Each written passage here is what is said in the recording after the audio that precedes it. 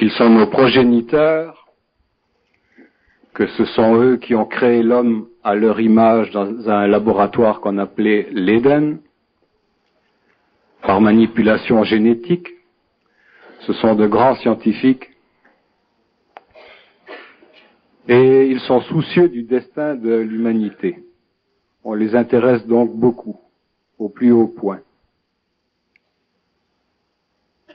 Mais moi qui ne suis pas quelqu'un de foncièrement intelligent, mais plutôt simple, je me dis toujours, quand on veut le bien, on n'a pas besoin de se cacher.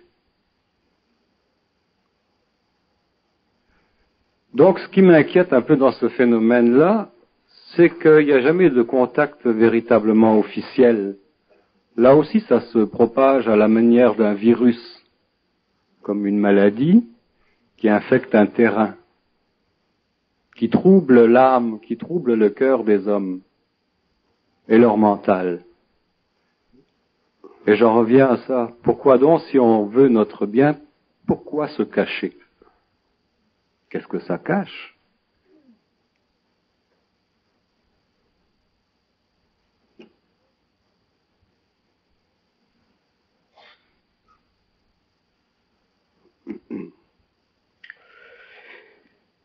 J'ai toujours trouvé très très difficile de parler du phénomène OVNI. Je n'ai jamais aimé parler du phénomène OVNI. Aujourd'hui, je m'y résigne.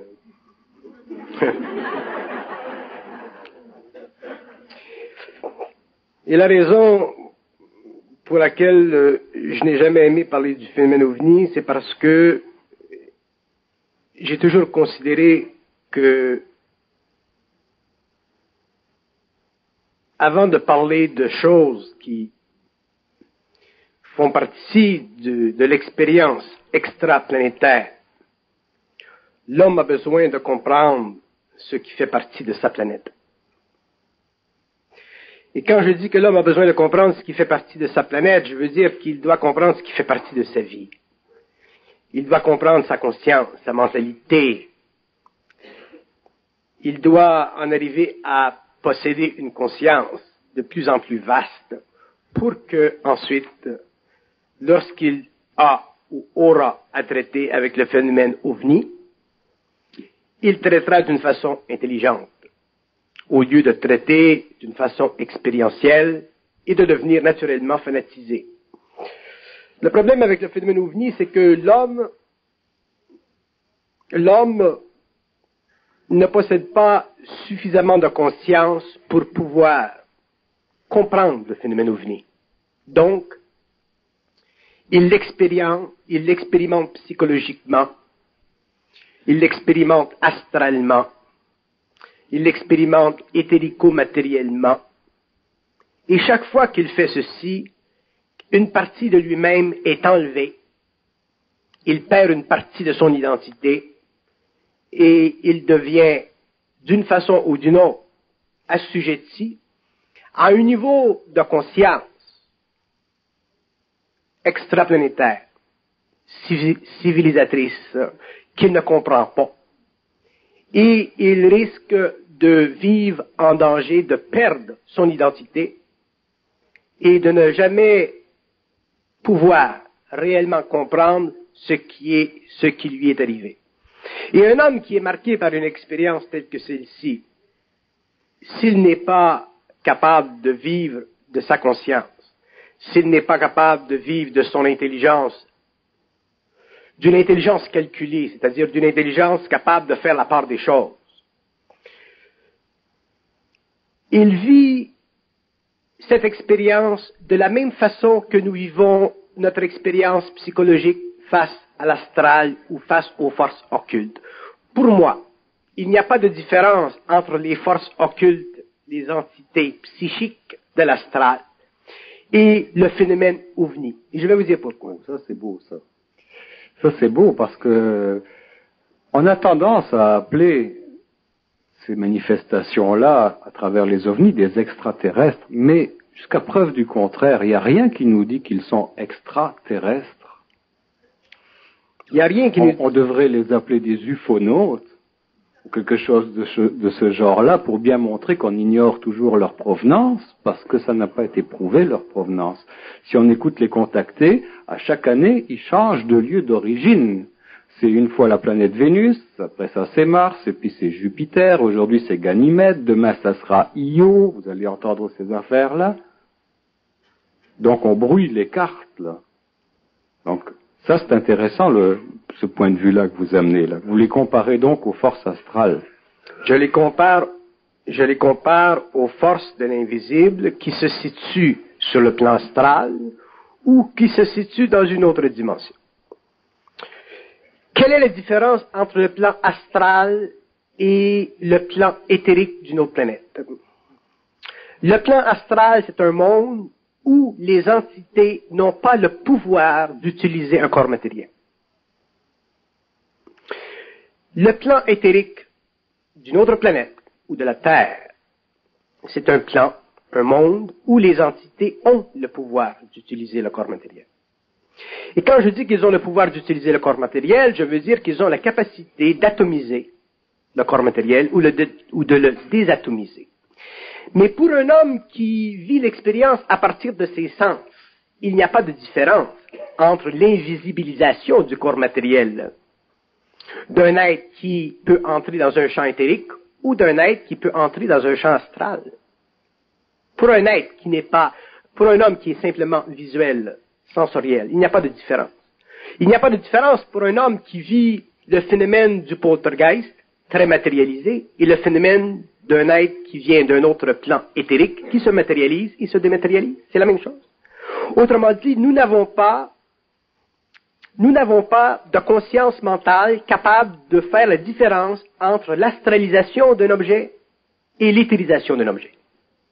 Donc, le danger que nous vivons, c'est que si nous vivons l'éthérisation d'un objet ou l'éthérisation d'un corps matériel, ce qui nous amène à vivre la matérialisation d'un phénomène ovni, pour nous autres, il n'y a pas de différence entre ça et l'astral. Et le danger, il commence là. Il commence là dans ce sens que si nous avions une conscience mentale, autrement dit, si nous connaissions les lois de l'invisible, ce qui fait partie de l'évolution de la conscience de l'intelligence, nous pourrions participer créativement, instantanément, à la dissociation de ces manifestations-là. Autrement dit, un homme qui a une conscience intégrale et qui vient ou qui fait l'expérience de la matérialisation d'une entité astrale, ou un homme qui a une conscience intégrale et qui vit l'expérience de l'ufonaute, il est capable mentalement de dissocier le corps ou l'objet qui fait partie de son expérience. Autrement dit, un homme qui est conscient est capable de faire disparaître instantanément un objet ou un corps qui vient de l'astral, et il est obligé de vivre en correspondance vibratoire avec un objet qui vient du plan éthérique, autrement dit, qui vient d'une civilisation reliée à la Terre ou reliée à d'autres planètes.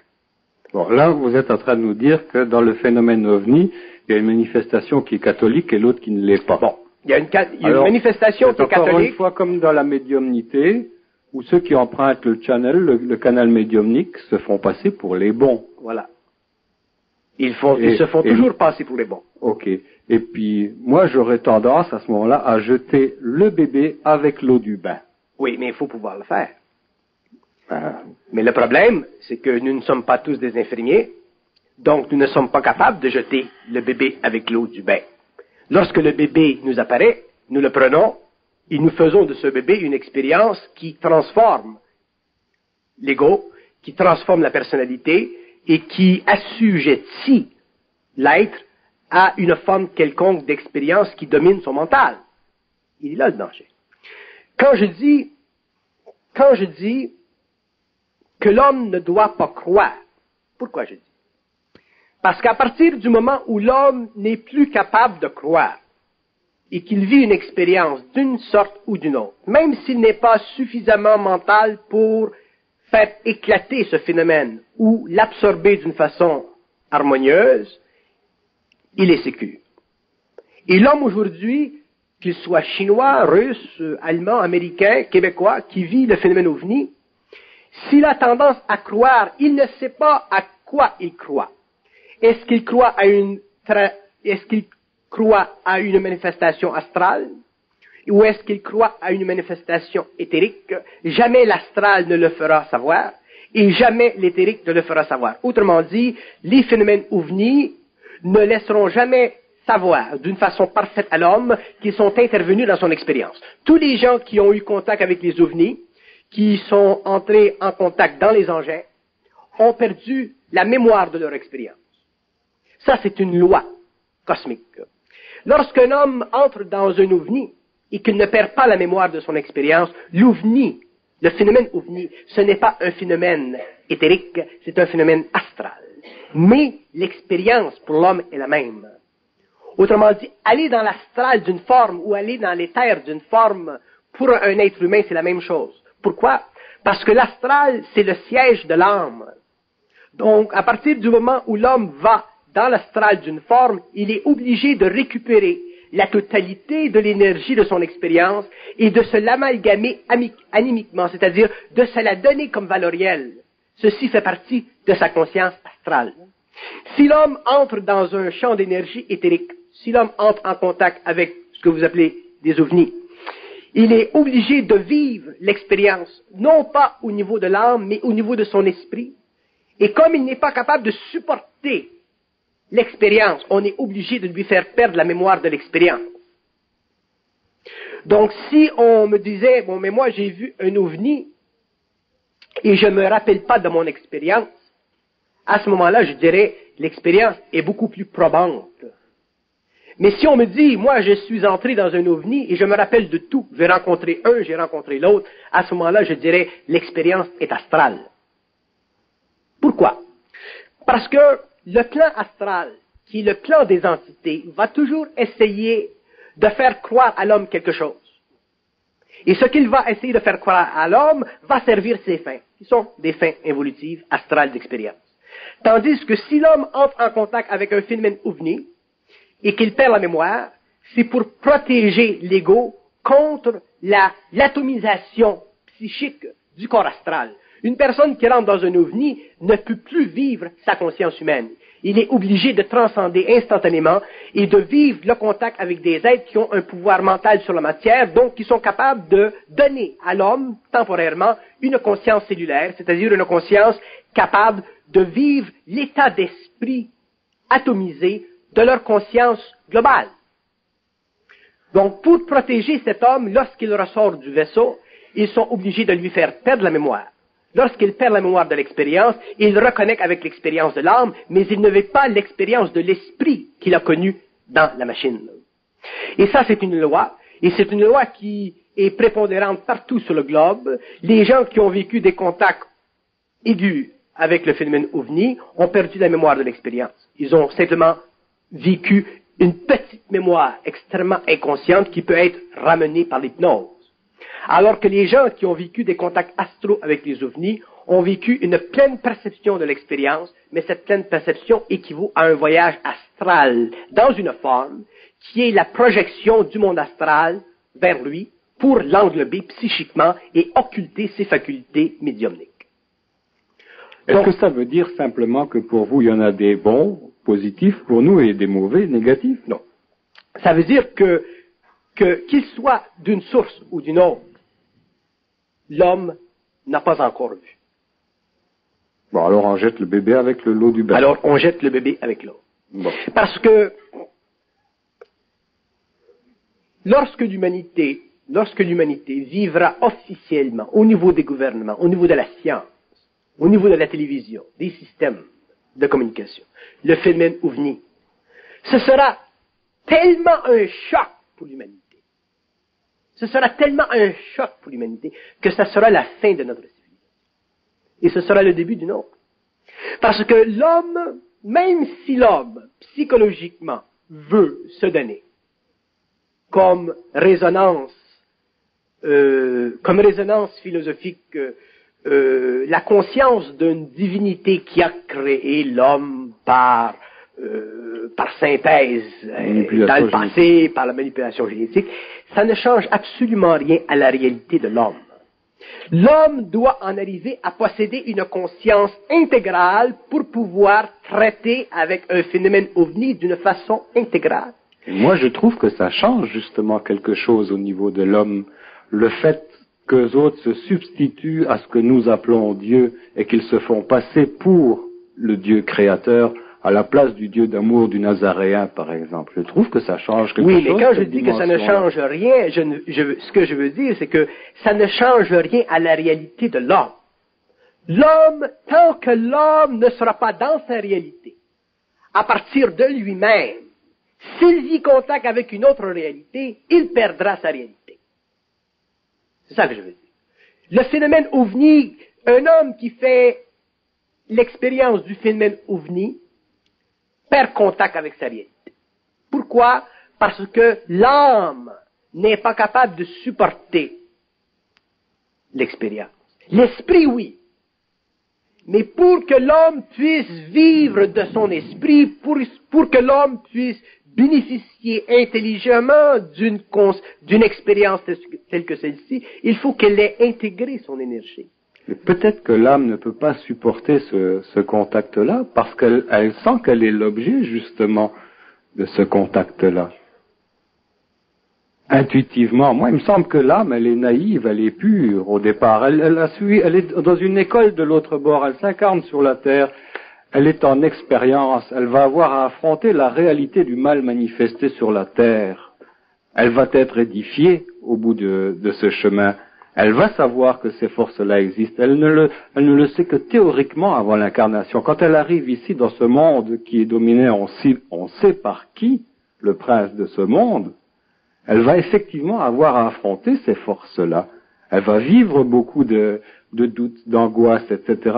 Mais au bout du compte, elle sera ou à gauche ou à droite dans les plateaux de la balance.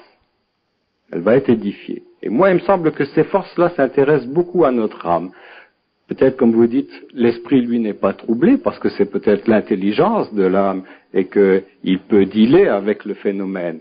Mais c'est peut-être pas lui qui est l'enjeu de ces forces-là. C'est pour ça que je dis que l'homme vive l'expérience d'un côté ou d'un autre, ce n'est jamais pour lui bon. Bon.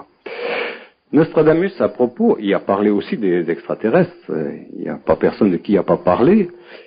Il dit, dans un quatrain, il dit, les célestes feront aux humains si grande apparence, donc se manifesteront à tel point, que les humains verront que les célestes sont les auteurs et les fauteurs des troubles et des guerres sur la terre. Voilà.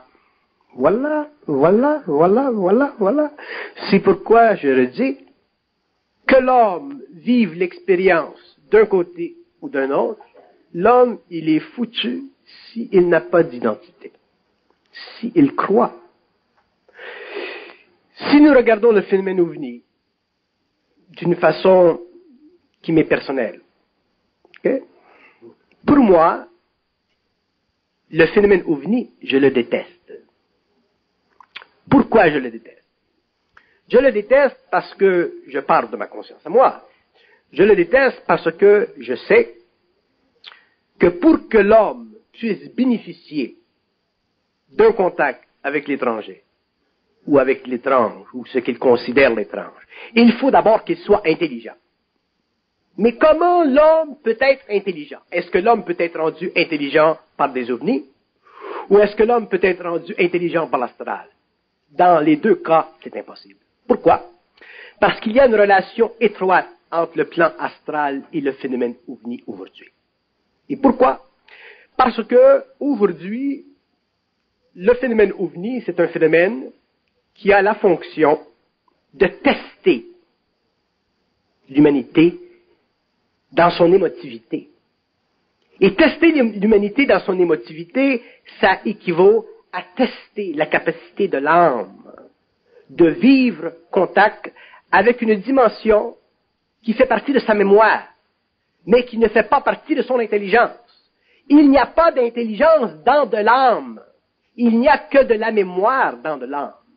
Et comme l'âme de l'homme est mémorielle, Dans les couches subconscientes de l'âme, l'homme est capable de faire une connexion avec des phénomènes ovnis qui se sont passés dans le passé et de retrouver dans cette ambiance psychique un besoin, une fascination et même un très grand désir spirituel. Le danger de l'humanité, le danger de l'homme, il est là. Le phénomène ovni, lui, dans sa manifestation, il s'impose à l'homme à la manière d'un viol psychique.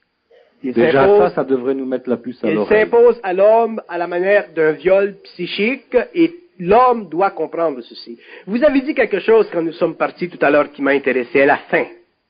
Je ne me rappelle pas trop de ce que vous avez dit, mais c'était comme... il ne s'agit pas pour l'homme maintenant et demain de développer des thèmes, mais il s'agit pour l'homme maintenant et demain d'être mis en garde. D'être mis en garde. Si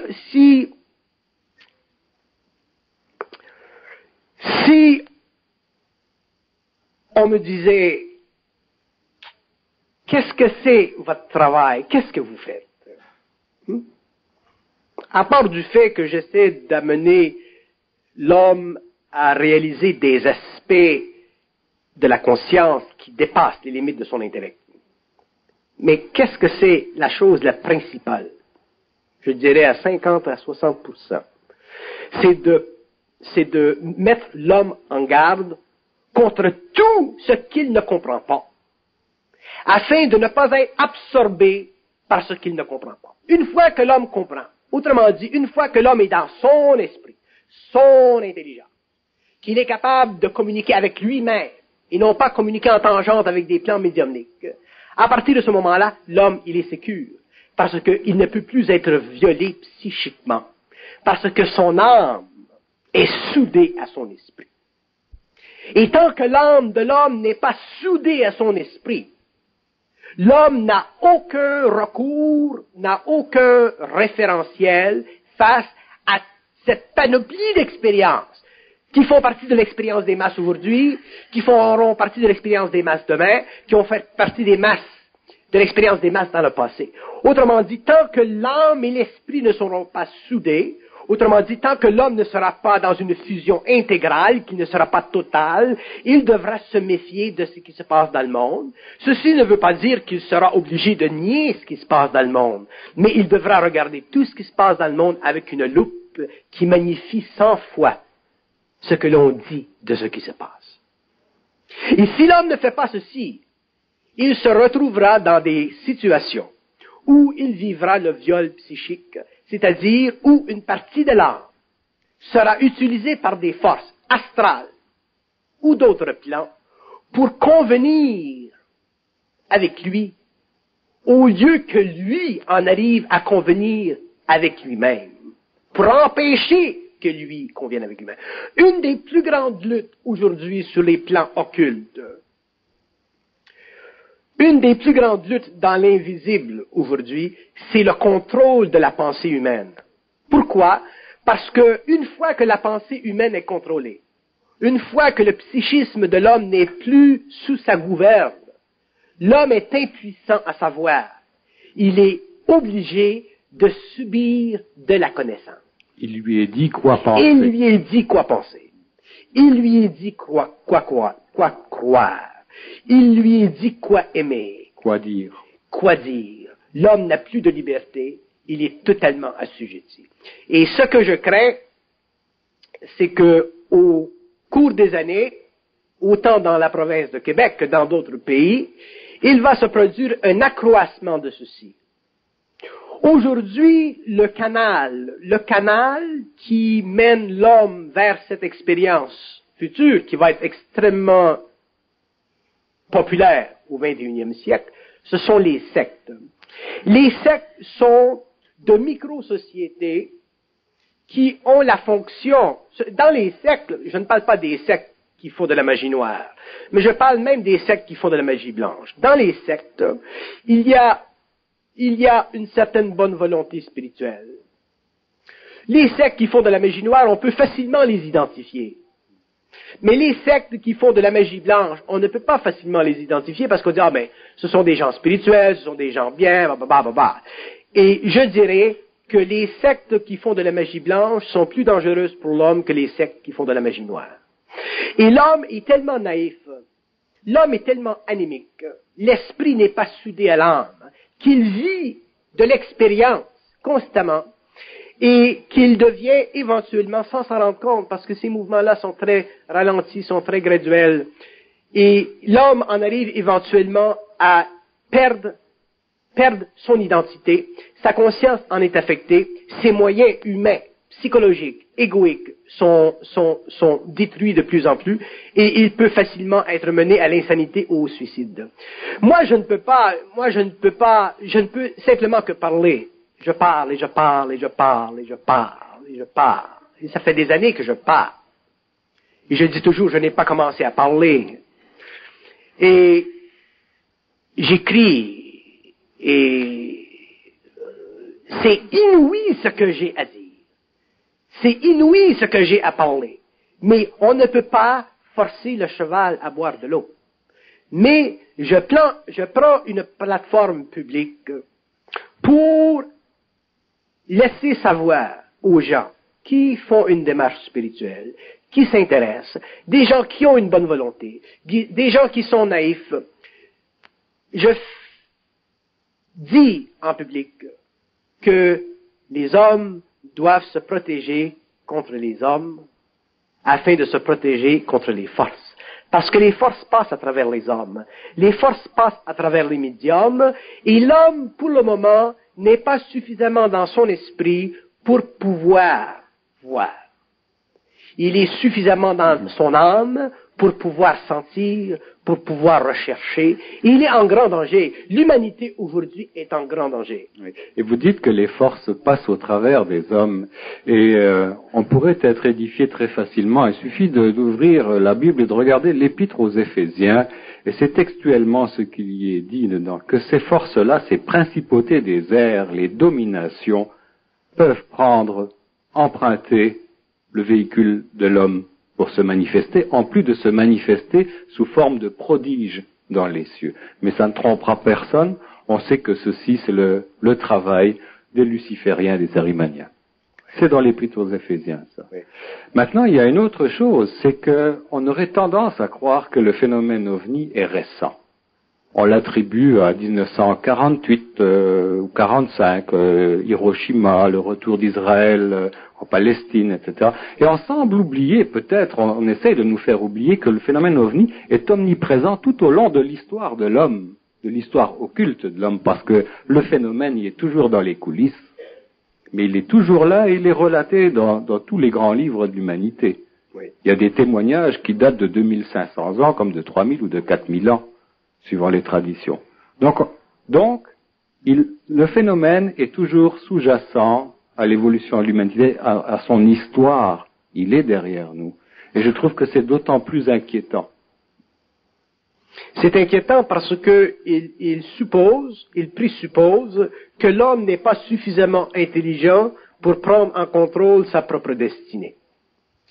Le phénomène ovni, il est directement relié au père de la race, c'est-à-dire qu'il est directement relié à un temps où l'homme a perdu sa propre lumière et où des forces étrangères à la conscience,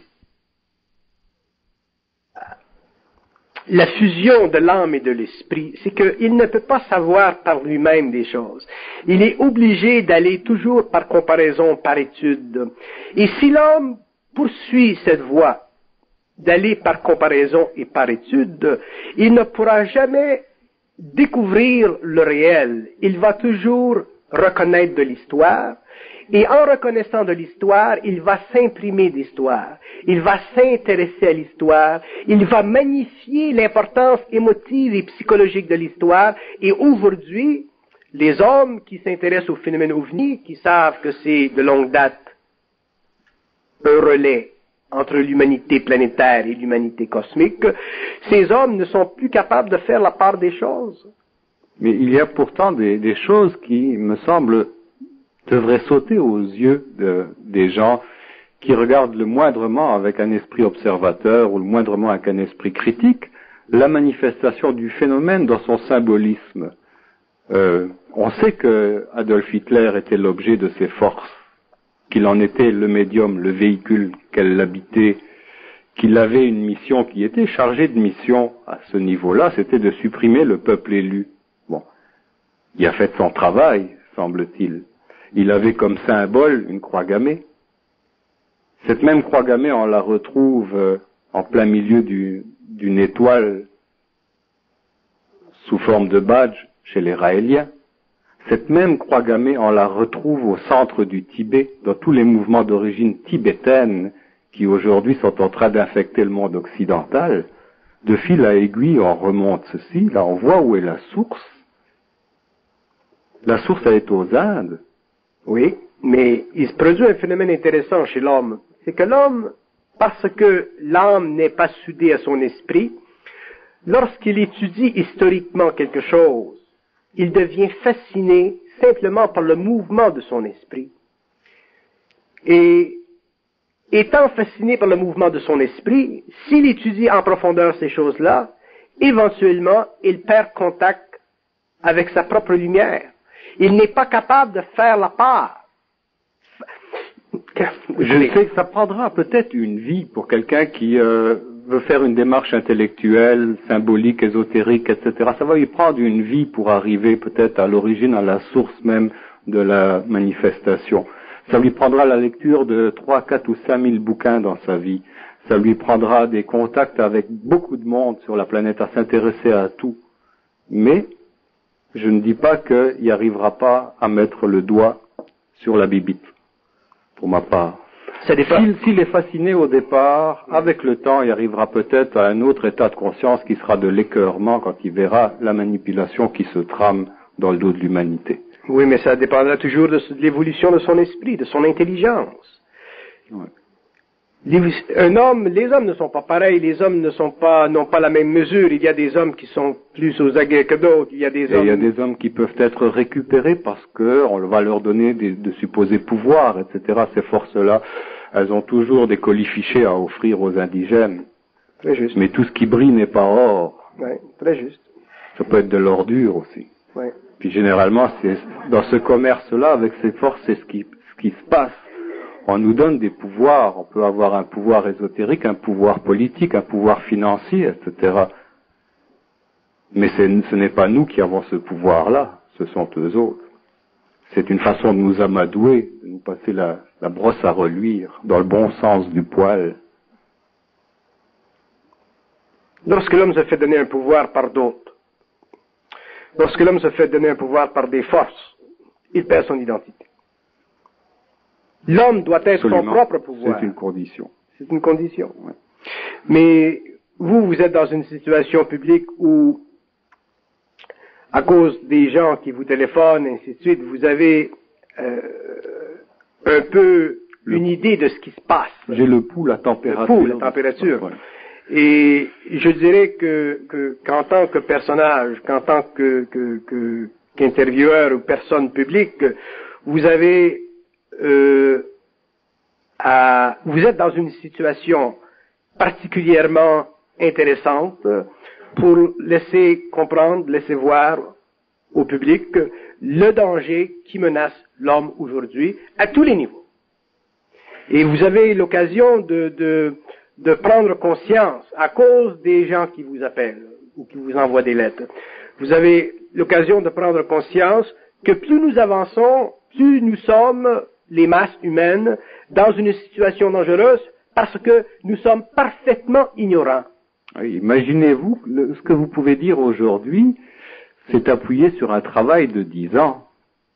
Ces choses-là, vous n'auriez pas pu les dire telles qu'on se les parle aujourd'hui, il y a 10 ans. Il a fallu de votre part tout un travail préparatoire, d'étape à étape à étape, pour pouvoir commencer à livrer la marchandise. Je comprends que vous n'ayez pas commencé encore à parler, tellement il y a de choses à dire, on se demande par où commencer.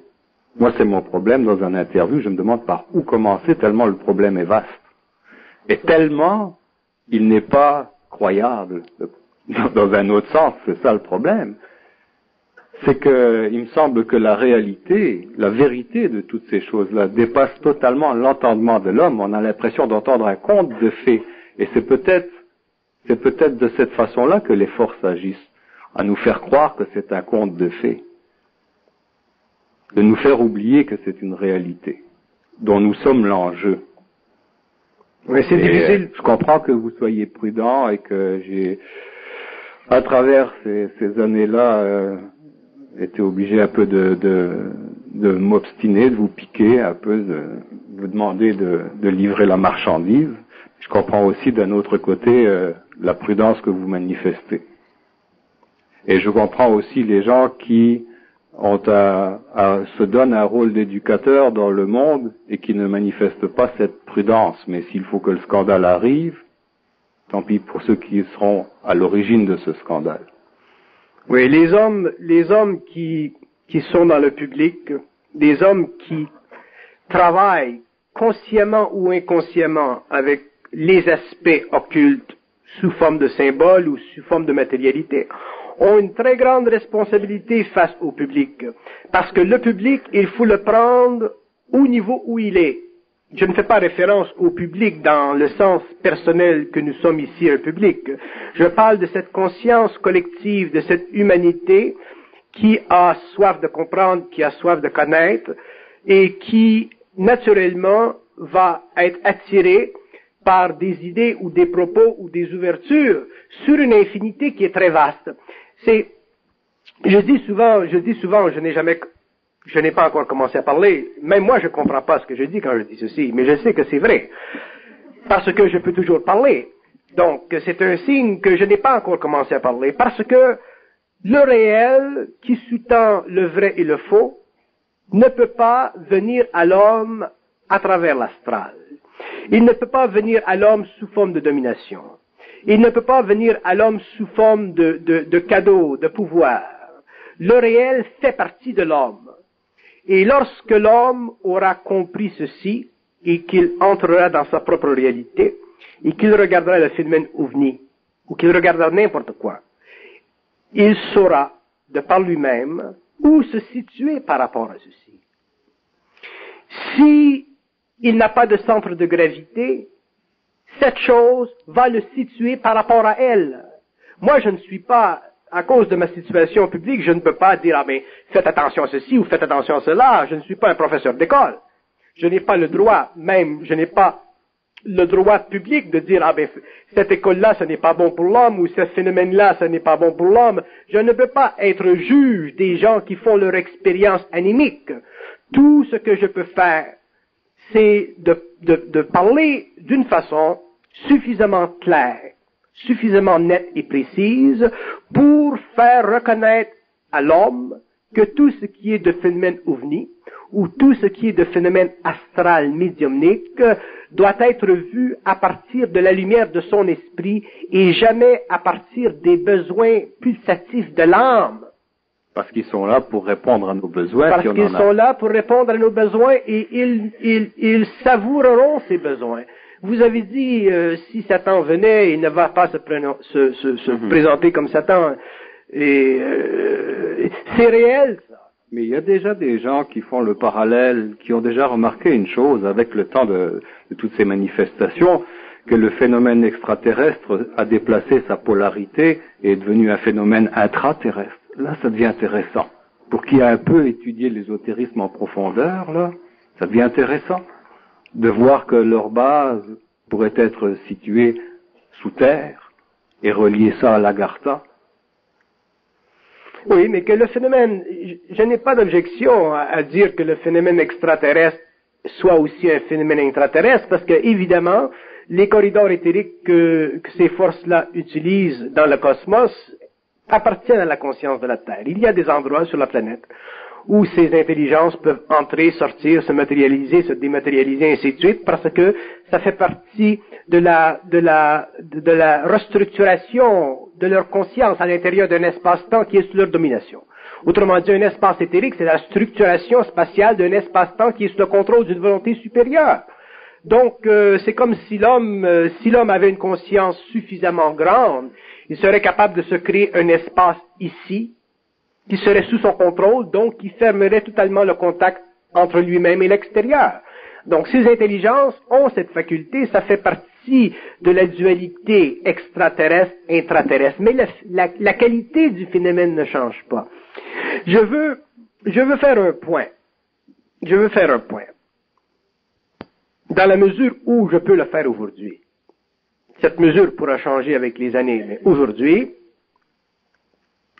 je veux expliquer ceci. Ce que nous appelons sur la Terre de l'intelligence, c'est le rayonnement d'une vibration, c'est le rayonnement d'une énergie créatrice. Cette énergie créatrice, elle est absolue, elle est sans fin. À partir du moment où elle connecte avec un cerveau matériel, elle devient active. Elle ne peut que connecter avec un cerveau matériel pour devenir active. Mais le cerveau matériel fonctionne par rapport à du mémoriel. Au-delà du cerveau matériel, l'homme possède un autre cerveau que j'appelle le cerveau éthérique. Cette même énergie est capable d'utiliser le cerveau éthérique de l'homme dans la mesure où il perd du mémoriel. C'est mon cas. Si l'homme perd du mémoriel, il accentue l'activité du cerveau éthérique, donc il accentue la possibilité de rendre cette énergie créatrice à partir d'un plan de sa conscience pour que la manifestation se fasse à travers la parole. Le phénomène de la pensée n'existe plus. L'homme découvrira au cours de l'évolution que la distance qui existe entre lui en tant qu'être matériel et être éthérique, c'est une distance qui n'existe pas en réalité. S'il est psychologique, s'il utilise le cerveau matériel, le mémoriel pour étudier la réalité, il est obligé de faire des constats relatifs. Mais s'il utilise le cerveau éthérique pour comprendre la réalité ou vivre la réalité, il n'a plus besoin de vivre de constats. C'est-à-dire qu'il est capable, selon l'évolution créative de son mental, d'intervenir entre un plan et l'autre, et c'est à ce moment-là que l'homme peut facilement se dédoubler, entrer dans un espace-temps éthérique et réaliser qu'il y a des hommes, des consciences, des intelligences sur la planète qui travaillent. Mais ces intelligences-là travaillent en silence. Et quand je dis qu'elles travaillent en silence, c'est qu'elles n'ont pas le droit de perturber l'équilibre psychologique de la race humaine aujourd'hui, tant que l'homme ne sera pas arrivé à sa propre maturité. Si vous me dites pourquoi ceci, je vous dirai ceci. À partir du moment où le phénomène de l'intelligence n'est plus un phénomène bio-organique, à partir du moment où l'intelligence n'est plus un phénomène cérébral, à partir du moment où l'intelligence est le rayonnement d'une lumière, à partir du moment où l'intelligence est universelle dans ce rayonnement, elle possède le contrôle sur toutes les évolutions matérialisées, c'est-à-dire qu'elle possède le contrôle sur les évolutions matérialisées de la Terre, et elle possède le contrôle sur les évolutions matérialisées des autres planètes. Donc, automatiquement, la loi créative du statu quo planétaire s'établit. Les races qui font partie d'autres civilisations n'ont pas le droit d'interférer avec l'évolution de l'âme de l'homme sur la Terre. Elles ont la capacité éventuelle et le droit éventuel d'intervenir à partir du moment où l'homme vivra la fusion de l'âme et de l'esprit. Parce qu'à ce moment-là, l'homme sera le maître de sa planète. L'homme sera celui qui permettra à ces étrangers de venir, et il sera celui qui protégera les races inférieures, les races évolutives, qui doivent continuer l'évolution de l'âme humaine, planétaire, mondiale. Est-ce que ces intelligences-là ont besoin d'une ambassade à Jérusalem? Ces intelligences-là n'ont pas besoin de rien. Parce que ces intelligences-là font partie d'une confédération d'énergie et d'intelligence qui s'occupe de préserver sur la Terre l'équilibre psychologique de l'humanité. Donc, les forces qui s'occupent de troubler sur la Terre l'équilibre psychologique de l'humanité à travers des individus, ce sont des forces arimaniennes. Un homme, vous êtes en Russie, vous êtes en Chine, au Tibet, vous êtes au Pérou, et vous voyez un phénomène ovni, il vient, il fait, il regarde, il s'en va. Mais lorsqu'un phénomène ovni se manifeste et accapare un homme, l'introduit dans sa conscience éthérique, et le rejette dans une conscience astrale, à ce moment-là, nous faisons l'expérience sur la Terre du phénomène arimanien. Et l'homme lui-même, c'est pour ça que je fais toujours attention de ne pas qualifier les hommes qui ont certaines expériences, parce que l'homme lui-même est possédé par une conscience dont il ne connaît pas le trucage. Donc, les hommes sur la Terre qui sont médiumniques, qui ont vécu certaines expériences, ne font pas des choses par mauvaise volonté. Ils peuvent faire des choses par ignorance totale.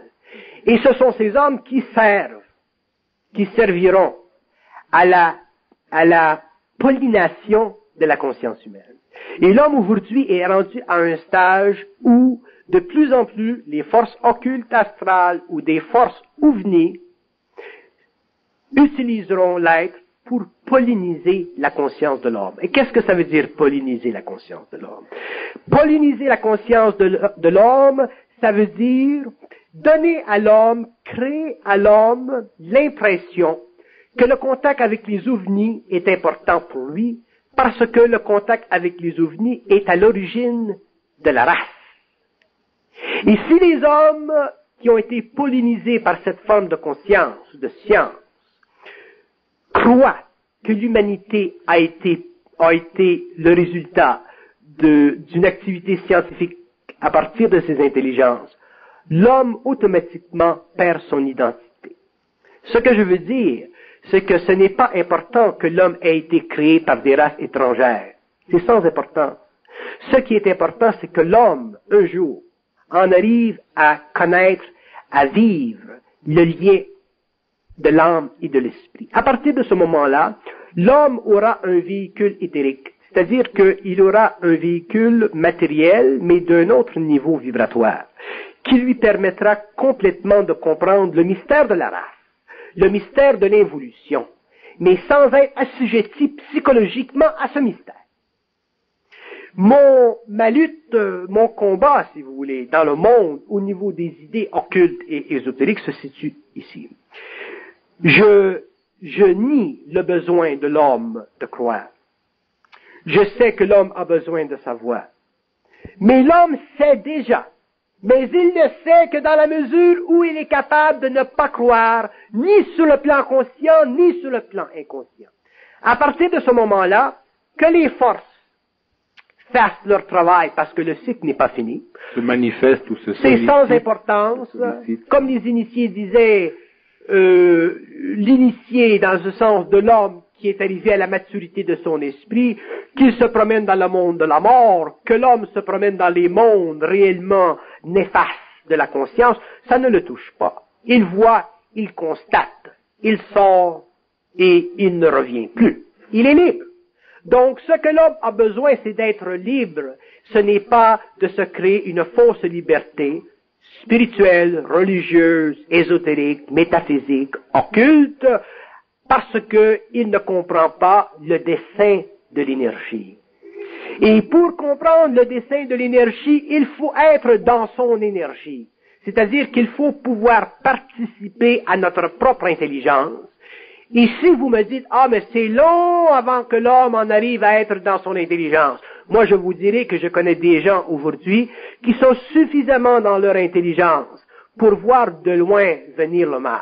Et j'en connais pas mal de ces gens qui sont capables de voir de loin venir le mal. Autrement dit, voir de loin venir ce qui a tendance à polliniser leur conscience. Je connais des gens aujourd'hui, sur le plan matériel, qui ont suffisante conscience pour que moi-même, je dise, qu'est-ce que vous pensez de ceci? Instruisez-moi de ceci, et je sais que ce qu'ils me diront, c'est ceci.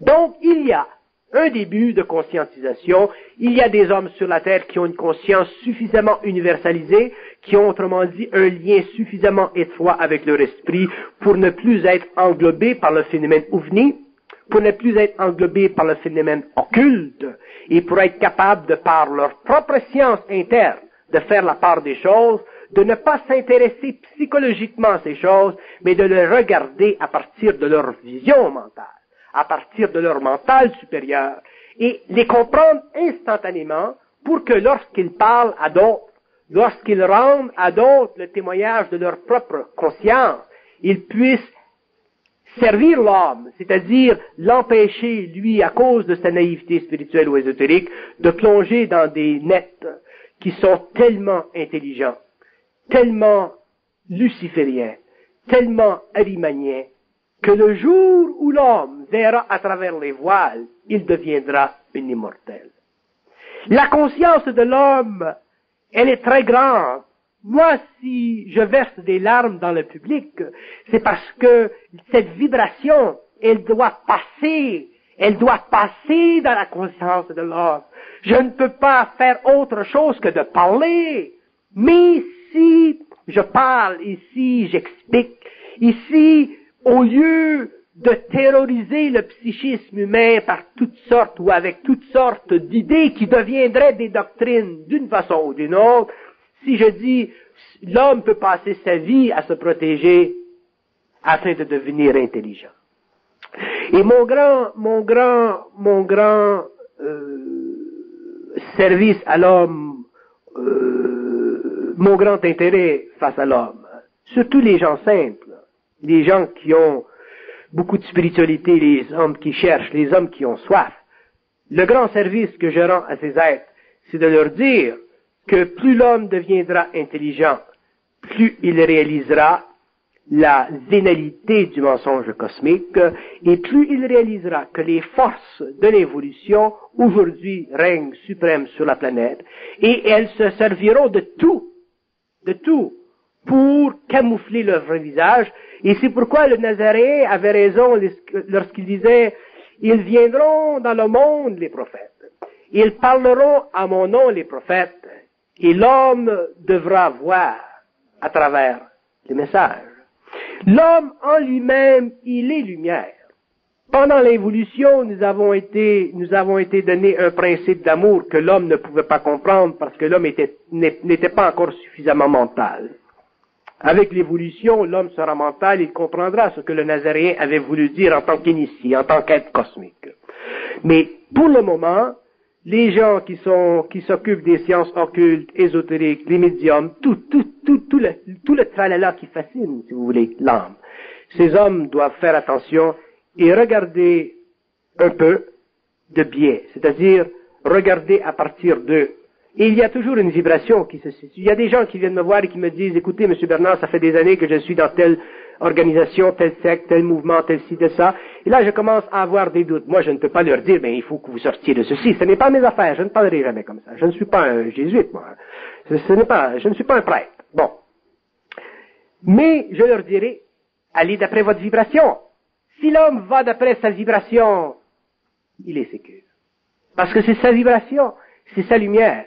Et si on vient lui dire, ça, ta vibration, une vibration, ça ne se trahit pas, ça ne se rationalise pas.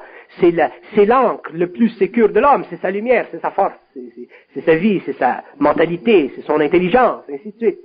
Et au fur et à mesure où l'homme pourra vivre en contact avec cette vibration, éventuellement il pourra la vivre d'une façon mentale, il pourra regarder le phénomène ovni, il pourra, s'il a l'occasion dans l'avenir de parler avec des intelligences sur un plan ou sur une autre, il ne sera jamais englobé. Et les intelligences d'un plan ou d'un autre verront que l'homme, finalement, est arrivé à son droit d'aîné. Il a la maturité. Il est prêt à prendre les rênes d'un gouvernement invisible sur la planète. C'est-à-dire, il aura la capacité, finalement, d'utiliser son cerveau éthérique pour que les forces astrales, les forces élémentales lui obéissent, pour que lui redevienne le créateur qu'il était d'antan, pour que lui devienne finalement le siège de ce que l'on peut appeler une conscience christique, c'est-à-dire une conscience universelle, c'est-à-dire une conscience qui ne peut pas être aveuglée par les aspects mielleux du mal ou les aspects fiévreux d'une vérité qui voile le mensonge. Et je le dis à l'homme aujourd'hui parce que tant que l'homme croira, il aura besoin de vérité. Tant qu'il aura besoin de vérité, il vivra l'interface du mensonge. La vérité et le mensonge sont les jumeaux d'une même réalité. Et cette réalité, elle est astrale. L'homme demain connaîtra le réel. Sa conscience sera réelle. Il verra des hommes qui vivent par rapport à la vérité et il les respectera pour leur ignorance. Il verra des hommes qui vivent par rapport au faux et il les respectera par rapport à leur ignorance. Lui sera libre. Sinon, nous vivrons des schismes, nous vivrons des divisions. Nous avons aujourd'hui l'Église catholique qui est en train de se fragmenter. Ce n'est pas à moi de dire ceci est bien ou ceci est mal. Je constate simplement qu'à partir du moment où l'homme est empoisonné par la recherche de la vérité, il perd conscience, il perd son esprit et il devient automatiquement un disciple, un adepte de force dont lui-même n'a aucune conscience et qu'il sert comme si c'était des forces du bien, des forces de vie et des forces de vérité. Nous sommes dans un siècle où l'individu a avantage à commencer à regarder les choses d'une façon totalement contraire à ce qu'il avait l'habitude auparavant pendant l'involution de regarder. Auparavant, on a crié la vérité, on a crié au mensonge, les peuples se sont déchirés, les religions se sont sectionnées, les hommes ont été englobés dans des poches de conscience collective raciale qui se sont, au cours des siècles, envenimés dans leurs relations. Nous avons les Juifs et les Arabes qui se terrorisent, nous avons les Irlandais qui haïssent les Anglais, nous avons les catholiques qui commencent un peu plus aujourd'hui à fraterniser avec d'autres religions, ce qui n'est pas mauvais, mais nous avons vécu pendant l'évolution constamment la lutte, la polarisation. Et qui est-ce qui récolte de la division de la conscience? Qui est-ce qui récolte des affabulations de la vérité et des mensonges? Ce sont toujours les fausses arimaniennes et les fausses lucifériennes. L'homme sera libre à partir du moment où il vivra dans son esprit, et le prix à payer, il est là. Il est évident que l'homme qui supporte son intelligence, qui vit d'après son intelligence, ne peut pas en arriver à cette capacité intégrale sans souffrance. D'ailleurs, le pape Jean 23 le disait, les fils de la lumière souffriront de grandes souffrances. Mais il en arrivera un jour à pouvoir supporter cette identité, c'est-à-dire cette connexion, ce lien entre l'esprit, l'âme et la matière. Et après ça, l'homme n'aura plus besoin de se soucier de ce qui se passe dans le monde, il ira dans sa propre direction. Et selon l'évolution de sa propre énergie, selon le contact avec sa propre mentalité supérieure, s'ouvriront les portes et les fenêtres de sa conscience et l'homme connaîtra le phénomène ovni. Il pourra parler avec des étrangers, mais il ne sera pas dominé par des étrangers. L'homme ne sera pas inaptisable par des étrangers. L'homme ne pourra pas se faire enlever la mémoire par des étrangers. On ne pourra pas disloquer le corps astral et le faire sortir de l'enveloppe matérielle pour vivre des expériences spirituelles ou pseudo-scientifiques. L'homme sera libre, l'homme sera roi de lui-même, il sera un scientifique de la matière et de l'esprit, il aura tout compris comme il avait tout été ignorant. Merci beaucoup.